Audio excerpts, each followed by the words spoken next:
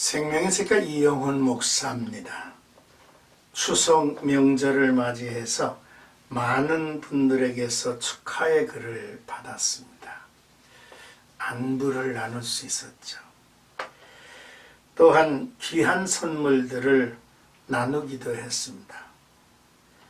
매년 베푸는 것이 많지 않은데 많은 사랑을 남에게서 받고 있다고 하는 사실에 감사하고 또 이제 죄송한 마음도 갖게 하죠. 이번에 아들 목사 가족이 와서 하루를 즐겁게 보내고 갔고요. 그리고 시카고에 있는 동생 목사 내외가 전화해 주어서 안부를 이제 나누기도 했고 좋은 말씀을 또 서로가 했습니다. 우리가 어느 곳에 어느 역할을 하든지 간에 참으로 우리가 하나님과 함께 하고 있다고 하는 이 사실이 참 너무너무 감사한 일이 아닐 수가 없습니다. 자, 생가에서 오늘 함께 나눌 말씀은 에스겔서 14장 12절에서 23절까지 의인도 자기 생명만 건지리라, 이런 주제가 되겠습니다. 우상숭배자의 심판을 말씀하신 후에 하나님은 네 가지 재앙의 심판과 심판의 정당성, 그리고 심판 가운데에서 살아남을 자들에 대해서 말씀을 우리에게 주고 계십니다. 먼저 12절에서 20절까지는 자기의 공의로 자기의 생명만 건지리라, 이런 내용입니다.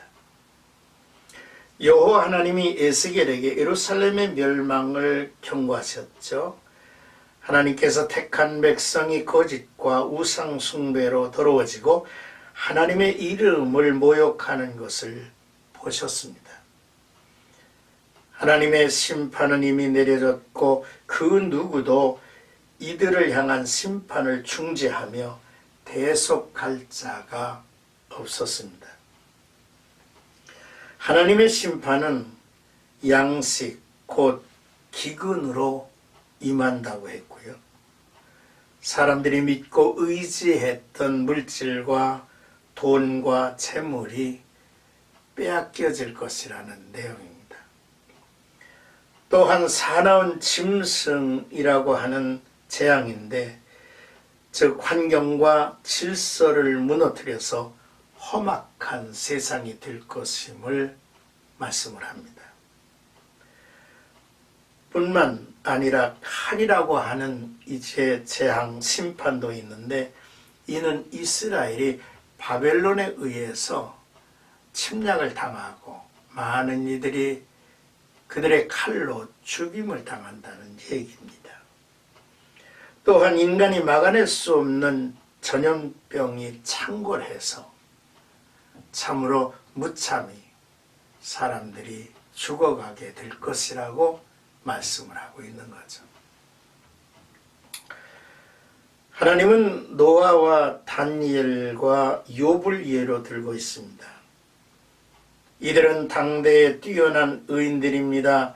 노아는 의인으로 하나님의 심판 아래서 그의 가족을 구원하여 인류 역사에 새로운 장을 연 인물입니다. 또한 다니엘은 의인으로 바벨론 왕궁에서 살아계신 하나님을 증거한 인물이고, 또한 동족 포로로 잡혀간 이들에게 큰 힘이 되었습니다.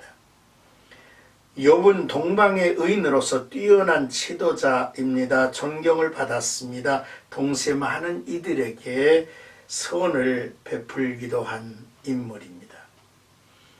그러나 그는 큰 고난을 받았고 그 고난을 극복하고 중보자가 되어 또한 저가 기도함으로 친구를 구했습니다. 하지만 이 같은 사람들이 오늘 예루살렘에 있다 할지라도 자기의 공의로 자신만 구원을 받을 것이지 자녀도 건지지 못하리라 하셨습니다. 오늘 우리가 경험하고 있는 현실이기도 하지요. 그러므로 성도들은 하나님의 심판에 경고를 받고 깨어 있어야만 합니다. 에베소 5장 14절에서 16절까지 말씀을 보면 그러므로 이르시기를 잠자는 자여 깨어서 죽은 자들 가운데서 일어나라. 그리스도께서 너에게 비추시리라 하셨느니라. 그런즉 너희가 어떻게 행할지를 자세히 주의하여 지혜 없는 자 같이 말고 오직 지혜 있는 자 같이 하여 세월을 아끼라고 말씀을 하셨습니다. 자, 이제 21절에서 23절까지는 너희가 위로를 받을 것이라고 하는 희망이 담긴 메시지를 듣습니다. 이제까지 예시된 4가지 재앙, 기근, 사나운, 짐승, 칼, 온역 등의 재앙을 한꺼번에 폐역한 예루살렘에 쏟는다면 그 험악함이 어떠하겠습니까? 22절에 보니까 그러나 라고 하는 말로 시작을 하는데 부정적사는 앞부분에서 거듭 예고한 극심한 재앙에도 불구하고 멸망에서 벗어날 소수의 남은 자가 있을 것을 예고하고 있습니다. 한편 우리는 이같이 짤막한 낱말을 통해서 자기 백성이 범죄하였음에도 불구하고 그들을 끝내 진멸치 아니하시고 회복하시는 하나님의 크신 사랑을 발견하게 되지요. 본단락에서 전하고 있는 하나님의 심판 가운데서도 피하는 자가 남아 있다는 것인데 이곳에서 하나님의 긍휼과 희망을 보게 하십니다. 하나님의 심판에서 면하는 자가 남아 있어 너희에게로 올 것인데 곧 자녀들이라 하셨습니다. 그들을 통하여 위로를 받고 하나님이 예루살렘에 행한 심판이 무고한 일이 아님을 알게 될 것이라고 심판의 당위성을 말씀하셨습니다. 이제 이스라엘은 포로 생활 후 제2세들이 예루살렘으로 귀환을 하게 될 것이며 이스라엘의 위로가 되고 또 이스라엘이 회복이 될 것이라고 말씀을 하신 거죠. 구원은 개인적인 것이어서 남은 자 피한 자의 몫이라고 지적해 주신 겁니다. 남은 자들이 모여 무너진 하나님의 나라를 이어간다는 하나님의 백성 중에 거룩한 씨 또한 그루터기들이 있을 것이라고 하는 말씀입니다.